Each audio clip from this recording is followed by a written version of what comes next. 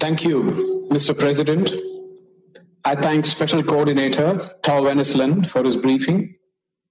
I also welcome all dignitaries to this open debate.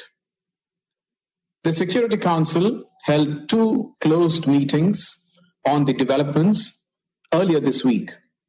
In both these meetings, we had expressed our deep concern over the violence in Jerusalem, especially on Haram al-Sharif, Temple Mount, during the holy month of Ramadan, and about the possible eviction process in Sheikh Jarrah and Silwan neighborhood in East Jerusalem, an area which is part of an arrangement facilitated by the UN. We had also expressed our apprehension at the spread of violence to other parts of West Bank and Gaza.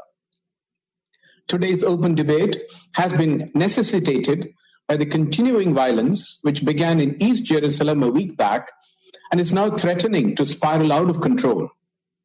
The events of the last several days have resulted in a sharp deterioration of the security situation.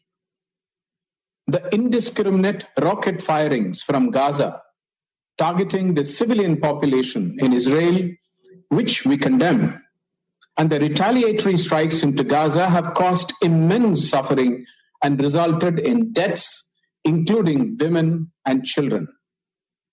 India has also lost one of her nationals living in Israel in this rocket fire, a caregiver in Ashkelon.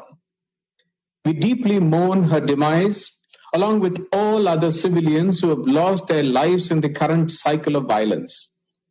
We reiterate our strong condemnation of all acts of violence, provocation, incitement, and destruction. Immediate de-escalation is the need of the hour, so as to arrest any further slide towards the brink. We urge both sides to show extreme restraint, desist from actions that exacerbate tensions, and refrain from attempts to unilaterally change the existing status quo, including in East Jerusalem and its neighborhood. Jerusalem has a special place in the hearts of millions of Indians who visit the city every year. It also houses the Al-Zawiya Al-Hindiya, the Indian hospice, which is a historic place associated with the great Indian Sufi saint Baba Farid and located inside the old city. India has restored this Indian hospice. The historic status quo at the holy places of Jerusalem, including the Haram al-Sharif Temple Mount, must be respected. We support the diplomatic efforts of the Quartet and other members of the international community, the countries in the region in particular, to calm the situation and put an end to the ongoing violence and seek to achieve durable peace. These incidents have once again underscored the need for immediate resumption of dialogue between Israel and Palestinian authorities.